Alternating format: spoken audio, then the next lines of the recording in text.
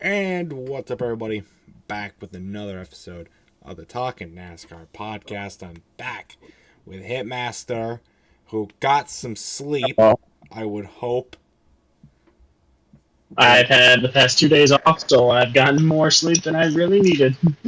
well, there you go. More sleep is better than less. So, glad you're back. We got a lot to talk about in today's episode, of course. A lot of news because we took a big break between recordings. Of course, we got to talk about Martinsville. I was originally planning on talking about Chase Elliott's return to Talladega, and then he came back a week early. So we got to talk about his return. Plus, we saw the rain tires for the first time. We'll talk about those. Plus, a bunch of other stuff. Some sponsorships, some other news, random shit, and then we'll preview Talladega this weekend. So, The days. all right. First off, though, we gotta talk about the paperclip Martinsville. I got a lot to say about it, but did you get to watch the truck? Any of the races? I guess this weekend. I watched some of the Martinsville Cup race, but it was like maybe the end of the first stage, and that was it. Because I was working, and the only time I had the chance to do it was when I was on break for Yeah. like 20 minutes.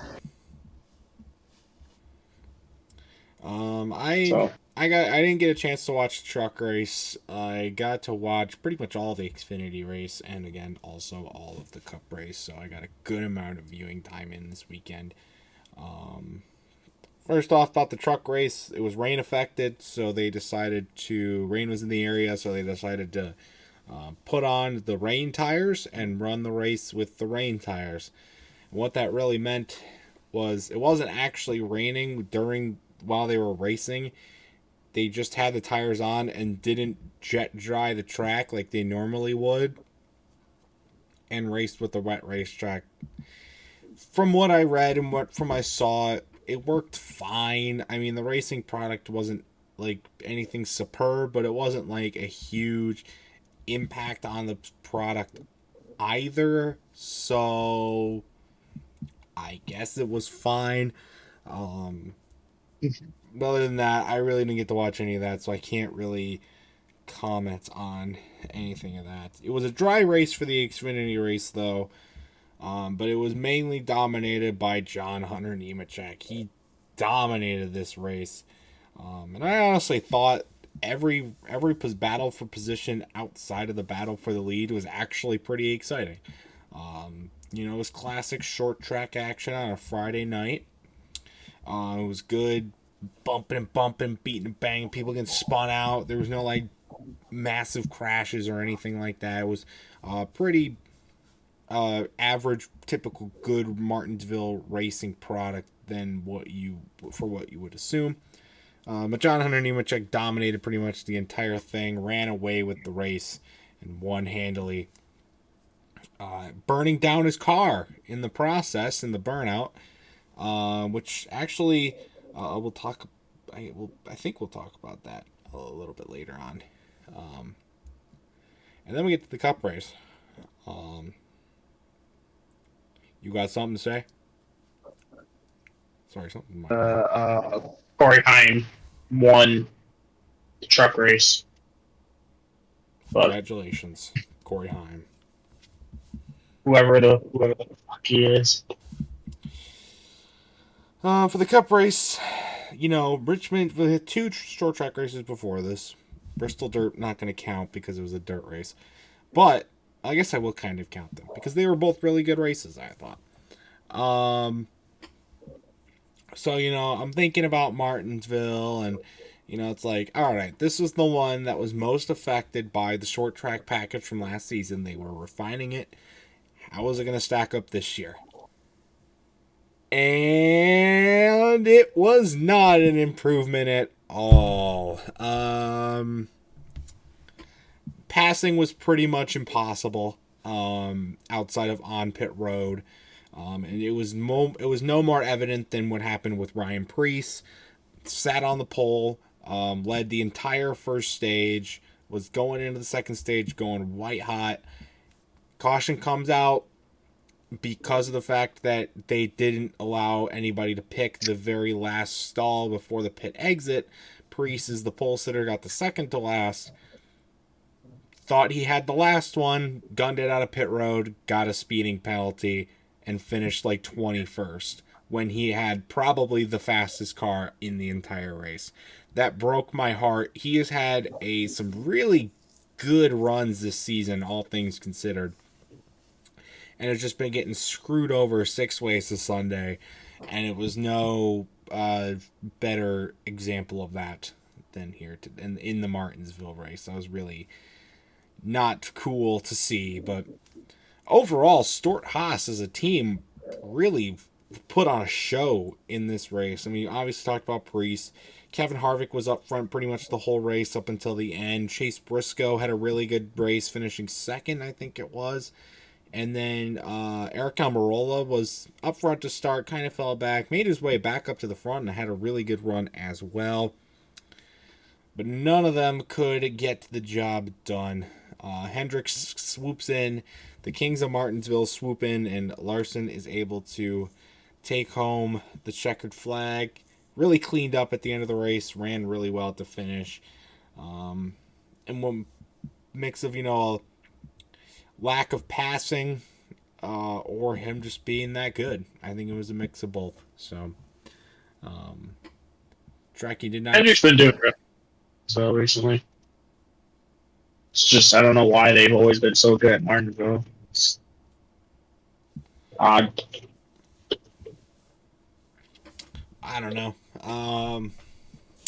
As far as other drivers, I talked about Kevin Harvick. He was running up in the top 5, and he had a tire failure late in the race. I think it was a loose lug nut or something, and the tire came loose, and he crashed and fell back and finished in the back. Kyle Busch was up front to start the day. He ended up finishing in the back. Joey Logano started dead last, was a lap down at one point, rallies to finish second. Chase Briscoe did not finish second. I remember that now.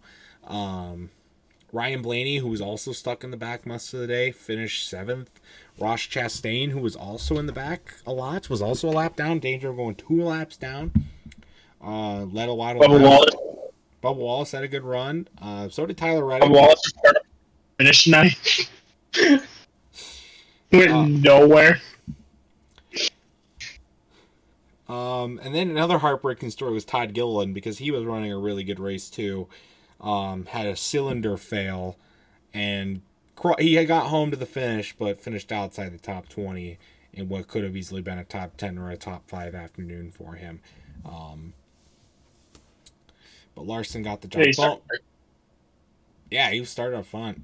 Byron had an okay day. Bowman had, again, an okay day for Hendrick. One of the big storylines going into the weekend was the return of Chase Elliott to NASCAR. People were kind of shocked, and I was also kind of shocked that he chose Martinsville, a track that is probably the most hardest on your leg, to come back after a serious leg injury. But he did it. He ran the whole race. Was pretty much a non-factor all day, running around 20th. Rallied, though, for a top 10. That is very impressive in his first race back. So that was pretty good to see. But yeah, that was pretty much everything that happened in Martinsville. There's no big crashes. There's nothing. There was a little fight between, I think, Daniel Suarez got into an altercation with somebody at the end of the race. I don't remember. I gotta find that, actually. Because I was looking at that earlier. I think it was Briscoe. Hold on. I'm looking on the NASCAR thing. It's not letting me click.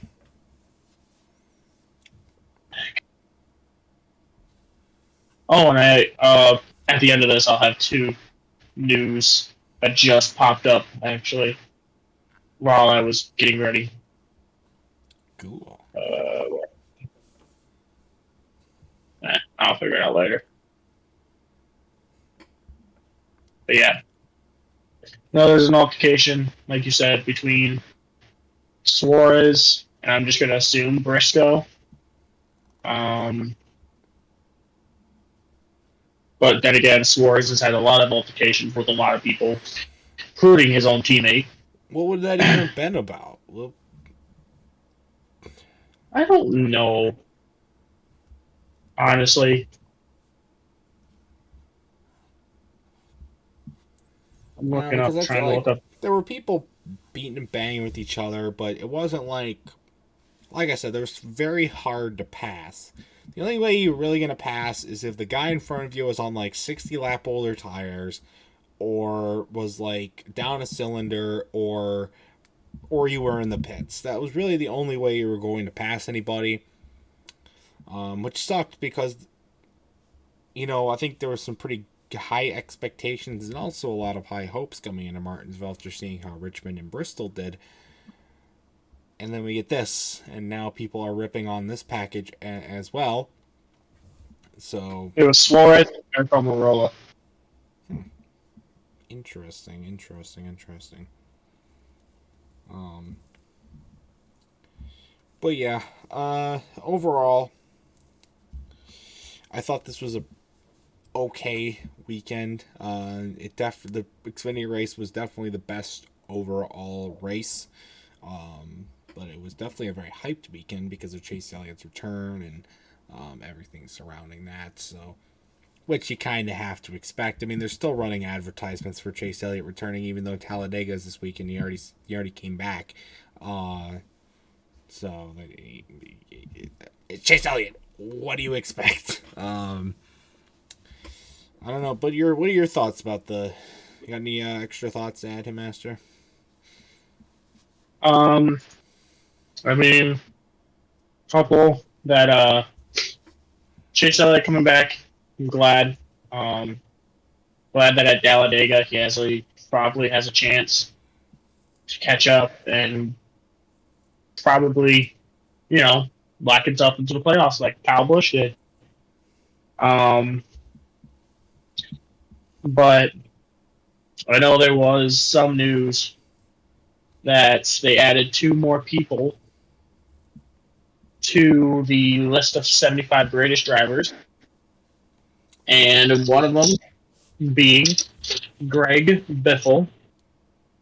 So congratulations for Biff. And then the other one, which I can find it, there it is Denny Hamlin. Yeah, He is a part of the 75 they added greatest a drivers. they added a bunch of drivers to the 75 list. They had Ryan Newman, I think was just added today. Hamlin Um, was. Ryan Um, Newman was added. Tony Stewart was added, I think. Tony Stewart was added at Bristol. And then I do know the honorary starters for the Darlington race will be Ricky Craven and Kurt Busch. And then my favorite that just came out, my friend sent this at 4:18, that the pace driver and the honorary starter will be Jeff Gordon and Ray Everham. that should be Everham cool. will be the starter, and then pace car driver will be the four-time champion Jeff Gordon. So I'm glad. Wild. That's gonna be cool though, for sure. But yeah, so final thoughts on Martinsville. Okay, it was an okay weekend. That's all I'm gonna say about it. Moving on. Some other sponsorship news. Black's Tire will be sponsoring AJ Allmendinger at the Darlington race. That was announced a while ago now, but just got it out here. There's two new people on the NASCAR board of directors as well. First one is Andrea Brimmer. She's the chief marketing officer and public relations officer at Ally. So that's not a huge not a huge surprise. Ally is a big partner with NASCAR. It only makes sense that they put one of their highest executives in a board of directors position. The other one is Chris Rice, who is the president of Colleague Racing. So Colleague Racing now has some representation at NASCAR's board of directors. So congratulations to those two people. You have my honor and gratitude. Just no, you don't.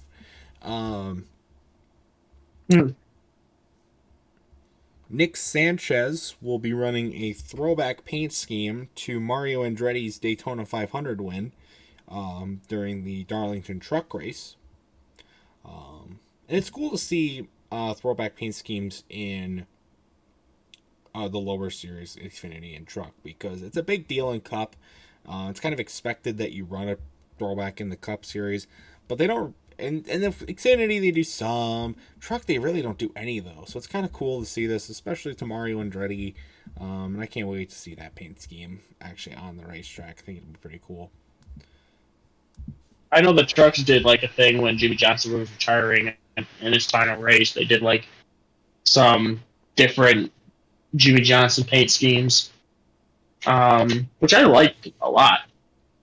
But yeah, ever since then they haven't done anything special.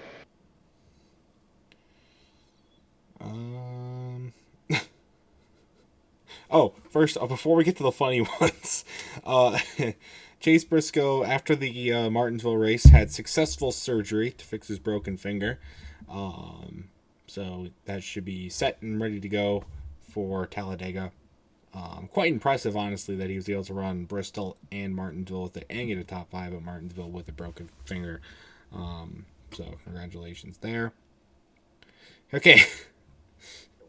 So this was in the chat stuff. I don't know if you saw it, Hitmaster, but there has been a proposed weed farm. Yes, it's 420, but we're not joking.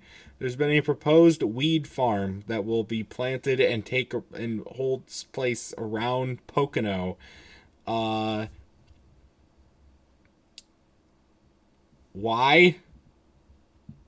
Why Pocono? I get okay. Maybe I kind of get it. Pocono's a pretty rural area. There's not really anything around Pocono except the track. But a weed farm? What? Are you trying to give right? It's already bad enough that NASCAR races smell like cigarettes and gasoline and other toxic fumes. Are you gonna throw weed into the mix? Like, weed doesn't even smell good.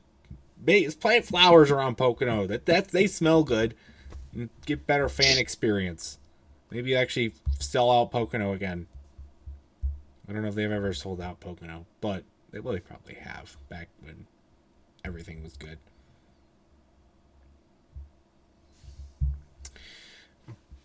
Yeah, what are your thoughts on that one, Hitmaster? A weed farm at Pocono. I would have expected a weed farm in Michigan, but not Pocono. I mean, I don't like Pocono anyways, but still, it's just like,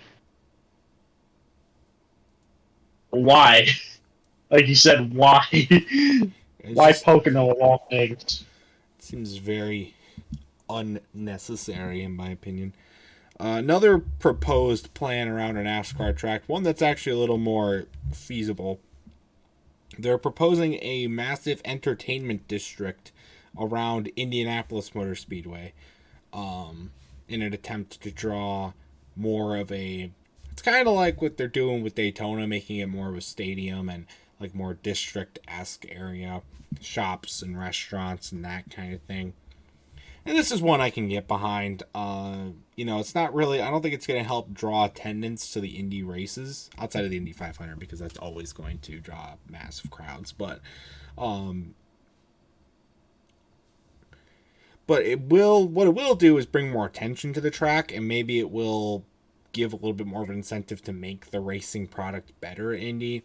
And it might be also in a last-ditch effort to try and keep NASCAR at Indy, because... Otherwise, I mean, it's a historic track. Of course, the Indy 500 is always going to be there, and they'll probably do sort of different things with the book.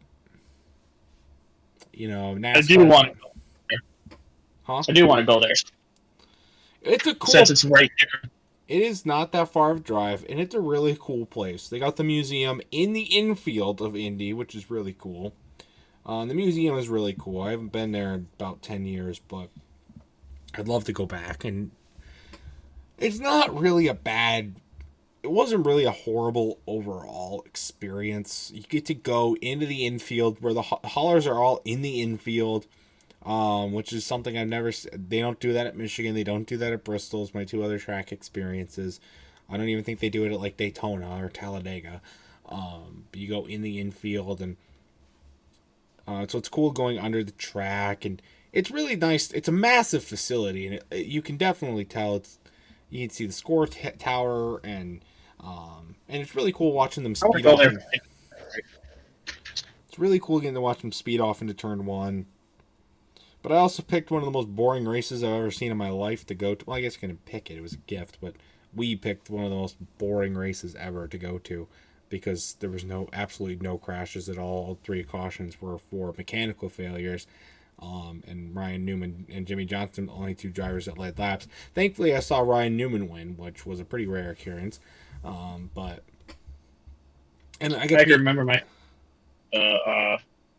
friend was at the race when Jeff Gordon finished second and Paul Menard finished first, and I was upset. But continue. And I got to meet Joe Gibbs. Got some cool die casts. Just the race itself was super boring, but I want to go back. If I'm going back to Indy, though, I'm going to see the Indy 500. It's on my bucket list. It's not that far of a drive. It would not be cheap. I cannot even imagine how much an Indy 500 ticket costs. Plus, hotel and other shit. But one day. Soon. That's on my bucket. Soon. Indianapolis is a pretty cool city too. There's nothing really around Indianapolis though. Like you leave Michigan and you go into like Indiana to area, and it's just like rural country for miles, hundreds of miles, and then boom, just Indianapolis, just boom right there. It's kind of like you go mid-size, suburban-esque. Nothing, like no cell service, just farms and run down gas stations and God knows what else, and then boom, a huge ass city with stadiums and a racetrack and everything else. But yeah, there's a lot to do in Indy too. We can make it a nice trip, but anyway, I think an entertainment district would be cool for Indy. I think it would. Because it is true that outside of race day, it is kind of barren around the track. The museum's open all the time, but that's inside the track, not outside of it. So it only does make sense to add stuff more on the outside. I think it'd be cool. They have to do kind of a slow expansion, but I think it would work. It's not too far out of the city. I think people would go there. I think people would do it. I think it would bring more attention for sure. So, I'd be willing to see that, but we'll see. Penalty time. So there are a lot of penalties post Martinsville. First one, let me find it here. So the first one, colleague attempted to appeal the penalty from Phoenix. Remember Hendrick appealed theirs, got reduced. Colleague went in to do the same for the 31 car, and it worked. They got the penalty reduced. All the points fines were removed. The money fine is still there, but the points fines are not. So there you go. That was pretty cool to see. I'm glad they did that because I think a lot of people were expecting them to only do it for Hendrick, but I'm glad they kept at least a little bit of consistency with that. And hopefully that whole debacle is over now, since all the penalties have been formally assessed and fulfilled and whatever. Other penalties. Austin Dillon was given a L1 penalty post Martinsville. The team violated assembling vehicle rules, mainly the underwing assembly and hardware.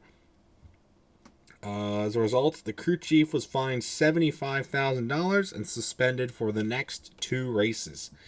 Um, the team itself was also fined 60 points and 5 playoff points. So that's a pretty big penalty since Austin Dillon is usually one of those guys on the bubble for the playoffs. And so, unless he gets a win, obviously, and snags himself in, then it could also still take effect in the playoffs because, 5 playoff points early in the going could really set a difference there. So, it's actually a pretty big penalty, all things considered. 78 team, I think that's normally BJ McLeod, but I think it was somebody else for Martinsville. I don't remember. But the I was thinking motorsport, but it's not the right one. Yeah. But their rear tire changer and jackman were suspended because somebody lost the tire on the track at Martinsville. Of course, still cracking down on that. Nothing too surprising there. And then some lower series stuff. 3 Xfinity crew chiefs were fined $5,000 apiece for lug nut violations during their Martinsville race. So, pretty wild stuff there. Couple more things. NASCAR has pledged to be net zero emissions by 2035. Okay, every company is pledging to be net zero by 2035. You know what? It's probably going to be in the next 3 to 4 years that you actually need to be net zero for the Earth to be saved. Empty promise. But, okay. Sure. We'll see if you actually follow through on that. We'll see if you're even still a thing by 2035.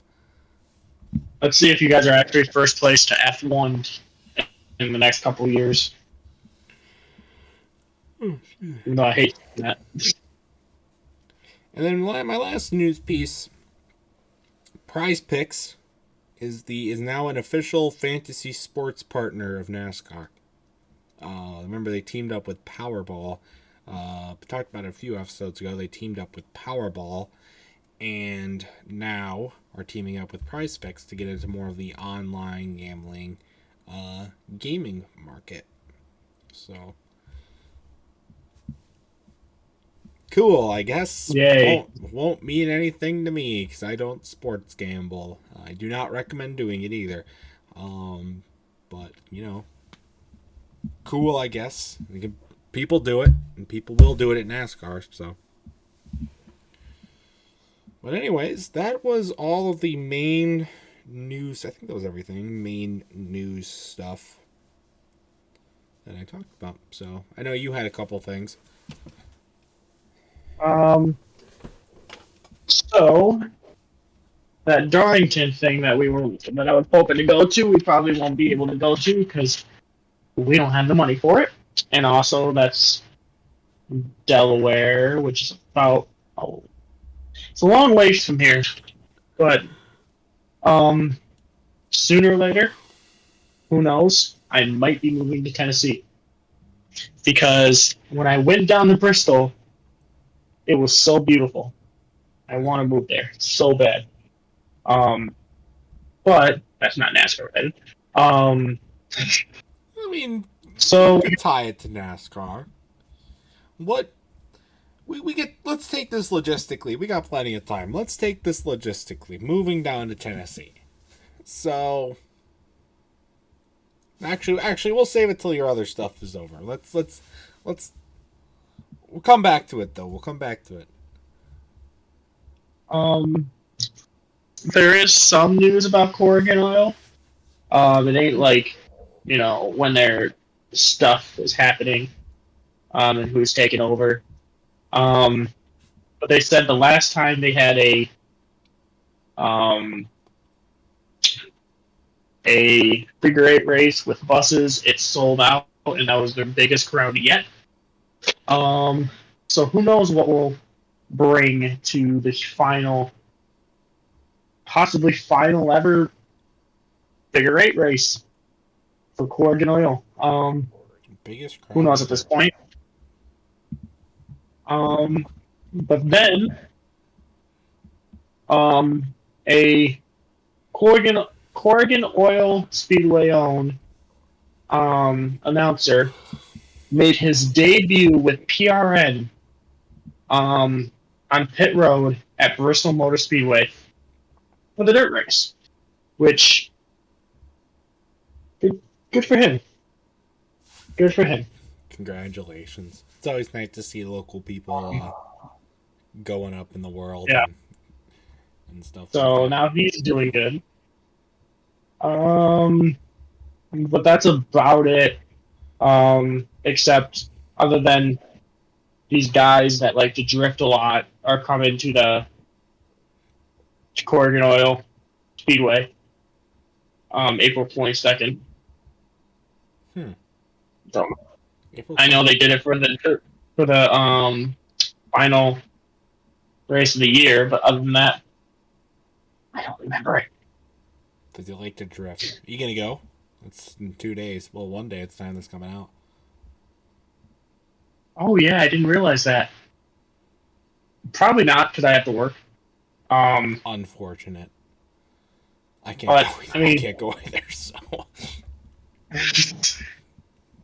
but I have been streaming NASCAR stuff recently on YouTube. I seen that. What were you playing last time? What was it? 21? So Not 20. I was Whatever. playing NASCAR Heat 5. Okay, that's 2019. The worst decision of my life was being on Rick Rare Racing. Because I didn't even Ha! finish. I was like, That's what you you get. know what?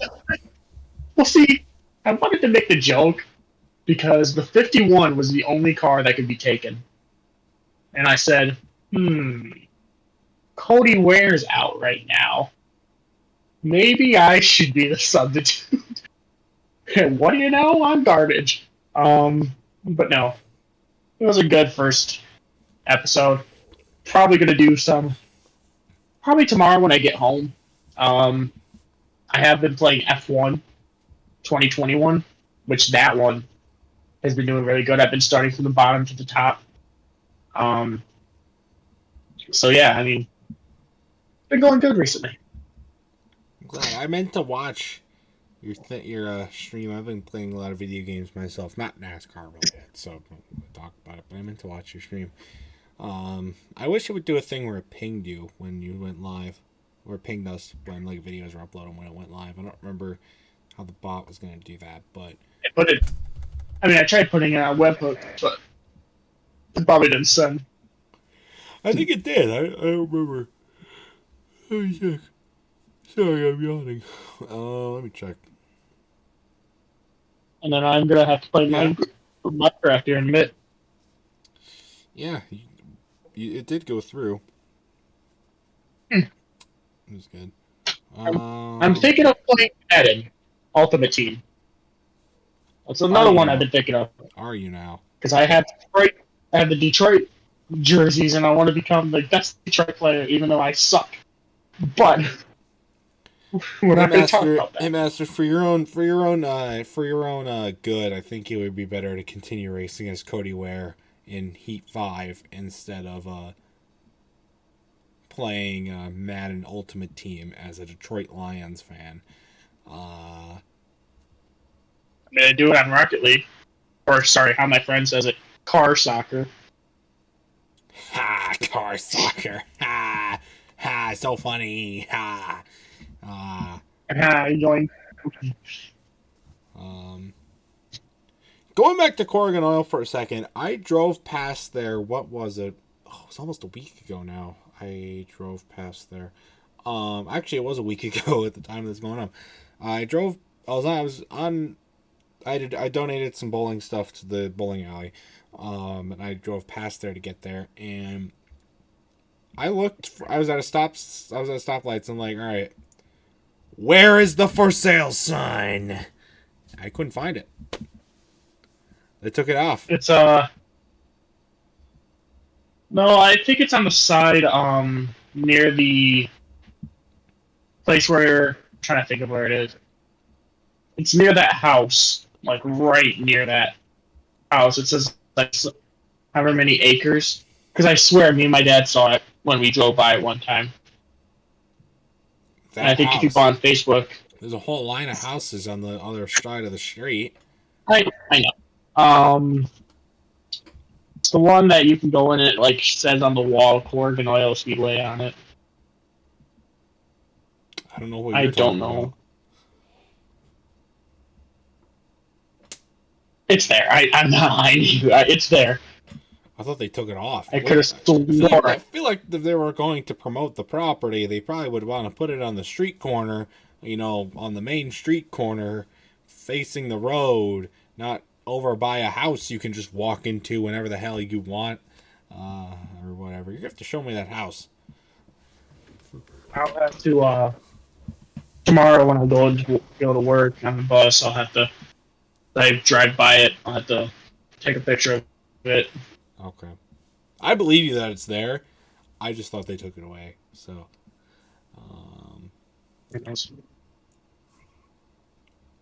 all right. Now you moving to Tennessee. Let's get into this. So first, let's think logistically here, okay? We're not going to make some stupid impulse decision that you're going to regret, okay? We're going to talk about this thoroughly. Why exactly, list every single reason exactly why you want to move to Tennessee. Well, mostly because the scenery around there has mountains and everything, and when the sun goes down, that there's a good, good picturesque view. And it's just a beautiful, not cold place. So, and not bipolar place in Michigan. But I mean, I feel like if I was to live there and there was snow, everyone would be panicking, and then I'd be like, "Well, I lived in Michigan, if that counts." I have experience. You become like the snow counselor of the entire state. Yeah, I'm trying to see if I can. One of my friends lives down there in Spring Hill. So it's a beautiful place. If you move down to Tennessee, what employment would you be looking at?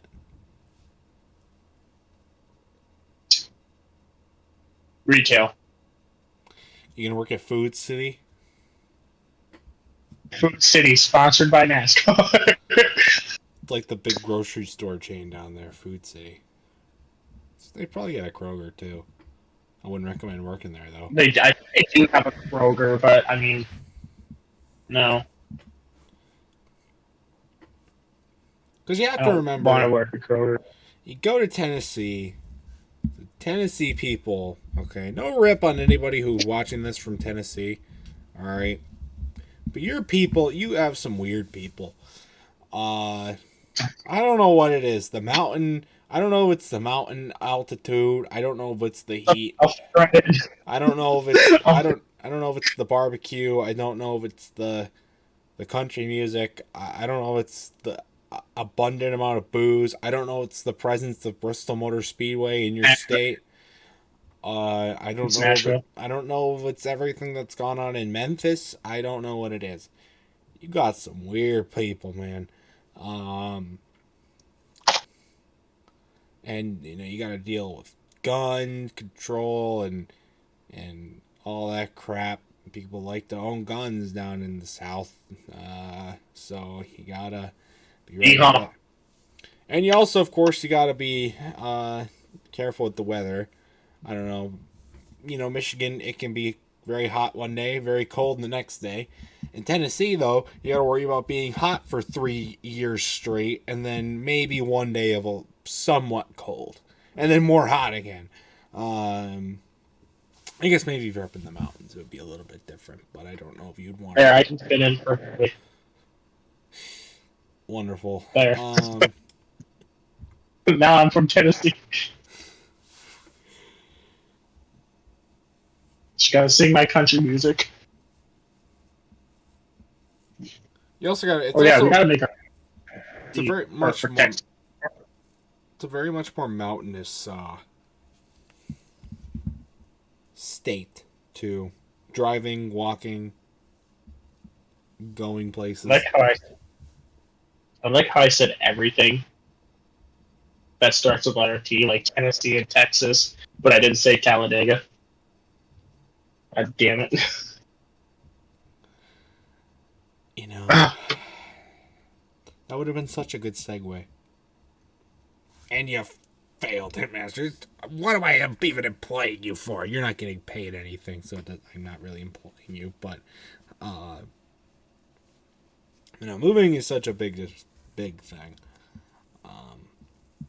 Because then I had to figure out the price stuff, and who knows, I might just stay in Michigan and then go out and do stuff in different states. I Like, think I mean, I have a pin from the thing, and, like, I want to go to different tracks and get different pins so I can say, I've been here, I've been here, I've been here, and it shows the dates. I I've definitely been there. think you should go to other places in the U.S. besides Ohio, Kentucky, and Tennessee before making your decision to move. And Virginia. And Virginia. Well, Virginia and Tennessee are basically the same thing, so you know, And Bristol's basically just under Virginia, just by a little tear. yeah, they're basically the same place. I guess you could throw Kentucky in kind of that grouping as well. But you got to expand your horizons a little bit here, okay? Go to We don't want to live like go to Indy, go to Florida, go to Florida, go to I don't I go to do want to go don't to go to Daytona. don't go to Texas. I Yeah, do want to go to Daytona. I do want to go to Daytona sometime. I I would need to love see to the go to 500. I would love to go to Daytona. I've been there to see the track, but I've never been there to see a race. Oh, one day. Like I said for the Indy 500, one day. But not today.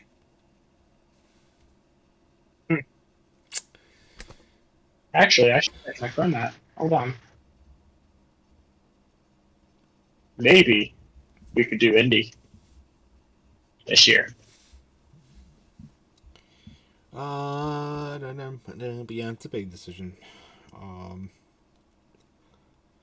some other easy tracks for you to maybe go to would be Watkins Glen. If you have a passport, I would. It's not a hard drive. I would totally recommend going there. Um, if you don't have a passport, it's still drivable, just a lot longer. So, yeah. Um, I don't know if you feel like going back to Tennessee. There is Nashville Super Speedway. Um, oh, there is a Chicago Street Course. That's a facade, though. We're gonna get back into that. I'm gonna go on a little rant about the Chicago Street Course. I almost forgot to talk about it in this episode, but I forgot Indy. It's close to Michigan, so trying to I'm gonna schedule at least. And then, of course, well, Kansas isn't too far. That's about the same drive as Bristol. There's Kansas, just in the opposite direction. There's Martinsville, there's Richmond, there's Charlotte. That's not a horrible drive either, and that makes a great trip. Darlington's a pretty far drive, and then you kind of get into the higher ranges. I feel like I want to go to Charlotte Motor Speedway more because you got the Coca-Cola 600. I do want to go to Atlanta family down Georgia. And they're actually like 15 minutes away from Dawsonville, Georgia. And I want to go to Dawsonville That would be fun. just to see. Go And to who that. knows? Maybe I could do a podcast there. You can go to that restaurant where they ring the bell thingy, Yeah. right? I don't know exactly what that means, but Charlotte would be a fun trip because you could go to the Hall of Fame, to the race shops, go see the track. It would be fun. Been there before. It was a lot of fun. I'd love to do it again. All right, no more of this shit. Now I'm out the rant. So, course, we've been talking about the Chicago Street Course a lot because there's lots of news coming from it. That race is on July 2nd. It's April 21st at this time coming out, so about 2.5 months away, which is crazy. But it's coming. It's coming fast. And, they talk about street closures and sponsors and who's performing and everything that's going to come with that. Here, I am 100% convinced that the Chicago Street Course is going to be a flop, and it is going to for long. What's the word here? Severely, no.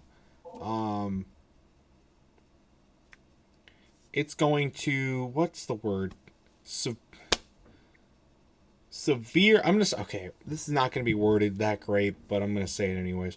Severely impact the city of Chicago for a very long time.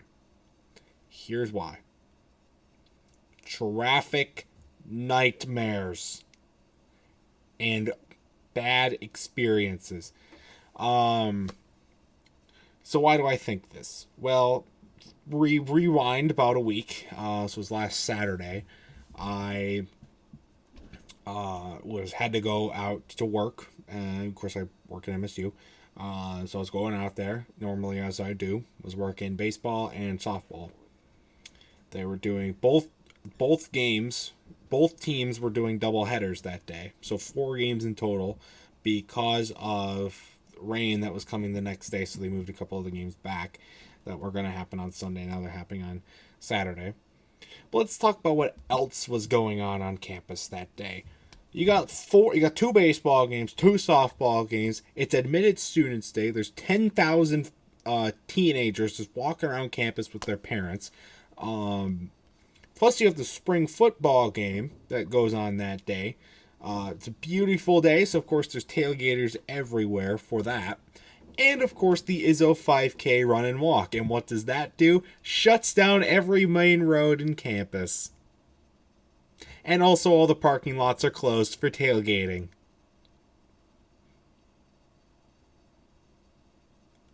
Yeah.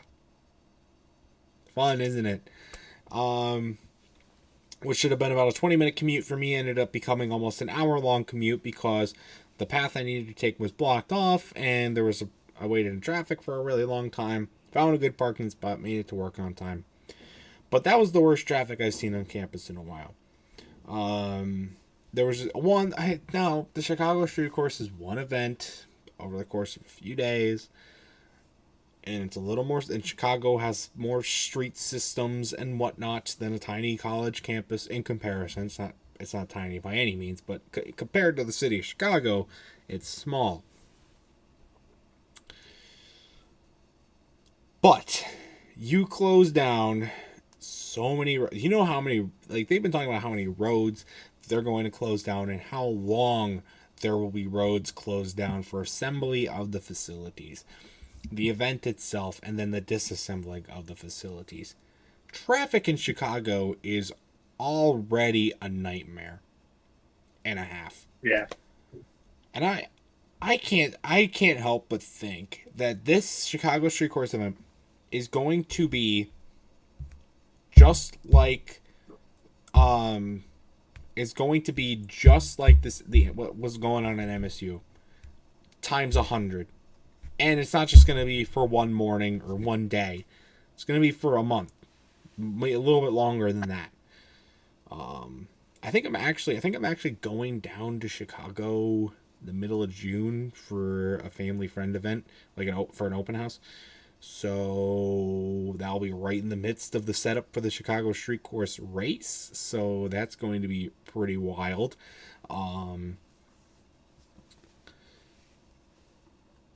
But yeah, that's why I think it's going to fail, because traffic is going to be, I don't know if you know the story about the traffic nightmare that was the first Kentucky Cup race in 2011, about how many people were jam locked on the highway, causing thousands of people to miss the race completely because they were stuck in traffic. Now, Yeah, and this is going to be the same thing, I think, for the Chicago Street Course. I think so many people are going to either get in. I think there's going to be lots of fender benders, people getting hit in crosswalks. I think there's going to be security nightmares. I think there's going to be just traffic jams galore. People are going to not know where they're going, miss the race, and this is going to branch out to the whole city. People are going to be taking their normal commute route, are going to be going around places that, they're going to be taking detours and routes, and I think it's just going to be an absolute, and people are just going to be mad, and it's going to cause lots of turmoil, and it's just not going to be what the city needs. And it's been that long of a prolonged traffic nightmares and stuff like this. It's just going to cause a lot of discomfort with the citizens, and it's going to put a big negative reputation on the city of Chicago and NASCAR too, for a matter of fact. But I think NASCAR will get out of it because they'll probably not come back. City of Chicago, though, they're still going to be under fire for it. And Chicago's already not doing that great. This is not going to help the situation. Now, it could be wrong. Maybe they got an elaborate system figured out. Maybe it will work. I'm not hopeful, though, because of what I saw at MSU. So, that's my little rant. That's my little thought. I don't know if you have any points to add to that, Hitmaster, but It's just gonna be like. So I know this isn't exactly like it, but I feel like the NASCAR Chicago Street Course is gonna be like the Detroit Street Course when they do with Indianapolis or with Indy cars. It's gonna be busy because Detroit's a very busy city, and very dangerous. But we don't talk about that. Well, Chicago's not that much different. And yeah, there's a lot of shooting involved, and well, people like that there. But yeah, it's just gonna be super busy. Like you said, it's just wreak havoc, and however long it takes for them to take it down is just gonna be worse. So I mean, the difference between this race and the Belle Isle race. So Belle Isle is its own thing. It's its own little secluded section. It's not in the main downtown area of Detroit. The Chicago Street Course does not have that advantage. Having the Belle Isle race, because I went there, I went to the Belle Isle race 2016. It really did not. Now it had been there for a while, so they had a system in place, shuttles to go to the track, to eliminate parking problems, traffic issues, and really keeping it away from the main rush of Detroit traffic. So it works out well there. But again, the Chicago Street Course does not have that advantage. It's going to be right in the heart of Chicago. It's going to be. There's just not going to be getting around a way to really get around it. It's, at least not in the first year. So, yeah. That's my thoughts on the whole situation. I'd love to stop talking about the Chicago Street Course, but we know that's not going to happen until like July. Probably not even until August. There's probably going to be tons of fallout post-race as well. And that's... Whoa, my chair just went down. There we go. And that's just how we're going to have to live with it. Anyway, though, unless you've got any other news points to add, I think we can get to our final topic. And that is previewing this weekend's action at Talladega Superspeedway.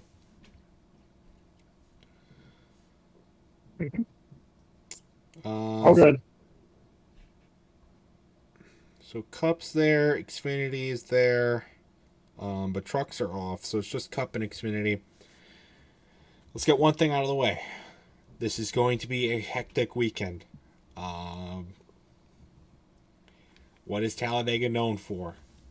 Crashes, crashes, crashes. First or last. You ain't first or last. Absolutely. The big one is not a matter of if, it is a matter of when. Right. And we're going to see that both in the Xfinity and the Cup race for sure. I don't expect this to be any different than the Daytona 500, how that ended. Who knows? Maybe we'll get some good racing. This is going to be an opportunity to find some first-time winners, to see some of the points shake up, and I think it will be. It's going to be some good racing. The super speedway races are always some of the more highly rated races of the season, and it's not hard to see why. A lot of crashes, very exciting racing. Maybe some more of the more casual NASCAR, some more core NASCAR fans who maybe like to see some of the more pit strategy or fuel strategy involved. It's not really going to be for them. And there's definitely always been a lot of what's it called? I don't know what it's called. What's it called? I don't remember the word. I don't remember. Callback or backlash. That's the word I was thinking of. Backlash around the style of super speedway races in the modern era. More modernly in the modern times. But I don't know. I'm still excited for it. All right, Hitmaster. What are your thoughts on the weekend, and who do you think is going to win the Xfinity race? So Xfinity race, I think it's going to be Justin Allgaier. Just because, you know what, I just feel like he's going to win it.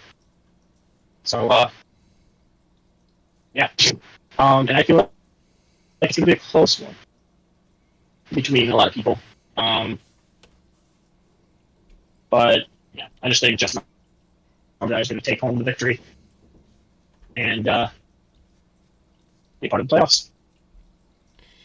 For my Xfinity pick, I'm going to go with Ryan Sieg, because why the fuck not? It's a super speedway race. Anything can happen. Might as well take an underdog contender here. Because why not? It's what we do. How we roll. And then it's a week 2 of our special in the hat poker chip cup predictions. Bring it out. This time. Hats. Why not? That's awesome. Okay. So me. Drum roll. And Bubba Wallace back in. And you know. But I've got William Byron. Huh. Good pick. all right. Would you like to make a pick, or do you want to do that? I'm doing the hat. Thank you very much. The hat is. It's sadly we don't have a Chase Elliott in here, so I can't do Chase. Oh. Good God. Can I get a re-roll? I mean, it was kind of rigged, in my opinion. yeah, sure, reroll. Get a re-roll in here. Come on now. Yeah, Chase up. Do I get Logano again? I'm gonna be so pissed. You know what? Not as likely of a winning choice, but anything is better than choosing Joey Logano. You never know. Talladega's like Daytona. Anything happen. That is true. If Harrison Burton's going to win any race, it's going to be this one. But that doesn't make that doesn't make it like as likely as somebody like Joey Logano or Denny Hamlin. Wood Brothers a chance. All right, here first. Hitmaster's got William Byron. I've got Harrison Burton. So 20 numbers. Those are cool looking poker chips. I'm thinking of getting a Chase Elliott one now that he's back. But I'll do that at Michigan. Well, all right, everybody. That is going to do it for this episode of the Talkin' NASCAR podcast. Thank you to Hitmaster for coming on. As always, Next week we're going to, of course, recap what happened at Talladega. I don't remember what's up after Talladega. We'll figure it out as we go. But we also gotta do. I don't know. We were gonna do. What was the thing that? What was the? I gotta look at what the thing was we were supposed to remember for next week.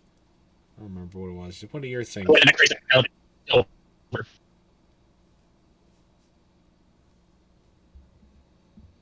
Oh yeah. Dover is next week after that. Oh yeah. Okay. Which I want to go to is Dover. Dover will be a fun one, I think. See the big monster. But anyways, that'll be next episode. So, and we'll cover a bunch more news topics as we always do. If you'd like to be a guest on this episode, we do take guests. It doesn't seem like that because we only have a guest like once every 50 episodes. But if you would like to be a guest on this podcast, all you got to do is join the Pringle Sunday Company Discord server, request the Talkin' NASCAR role. We'll give it to you, get access to the channel, and we will figure out a time for you to come on this podcast. So that'll be wonderful. So, but otherwise, it's going to do it for this video. Stay tuned for much more amazing content for both of us. Check out Hitmaster streams after you watch my videos. So, yeah, definitely after you watch his, because he's more talented than I am. I mean, look for subscribers. And that's going to do it again. Till next time, we will see you guys later. Goodbye.